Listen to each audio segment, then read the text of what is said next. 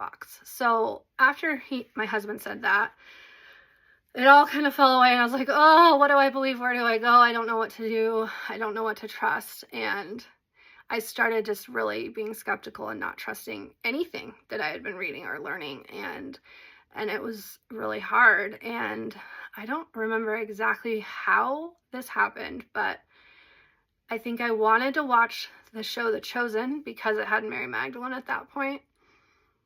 But I couldn't tell from watching the previews if they were portraying her as a prostitute, which I didn't believe she had been a prostitute, and neither does the church, or the Chosen show doesn't portray her that way.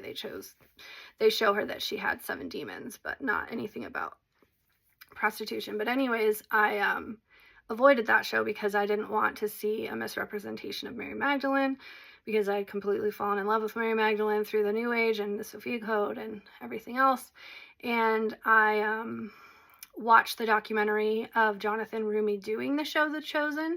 And while I was watching that documentary, he interviewed and talked to a bunch of people that were Christian and kind of were telling their stories about becoming Christian and their Christian path. And I would just start bawling my eyes out for, like, I had no clue what was going on. I just would start crying at these stories. And I was like, why am I so emotional about this? Why is this affecting me so much? And I still am not 100% sure, but I just would get very teary or full out crying watching this documentary. So I was like, okay, maybe I should watch The Chosen. And I think at the same point, I started watching the New Age to Jesus testimonials on YouTube, but I don't remember exactly how that lined up with all of this. But I started kind of watching those, and a lot of those stories were so similar to mine. I luckily never got into like weird demonic sort of situations like a lot of those stories tell, luckily.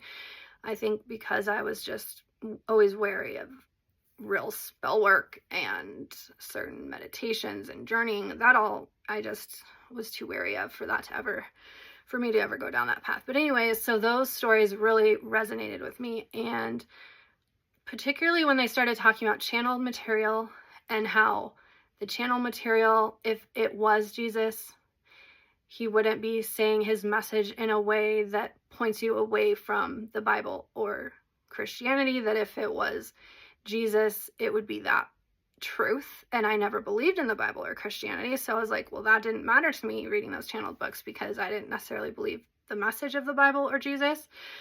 But one thing that scared me, what they were saying, was that if it's not the real Jesus, it's a demon channel. These people are channeling demons, not the true people they're saying they're channeling. So if they're saying they're channeling Mary Magdalene or Mother Mary or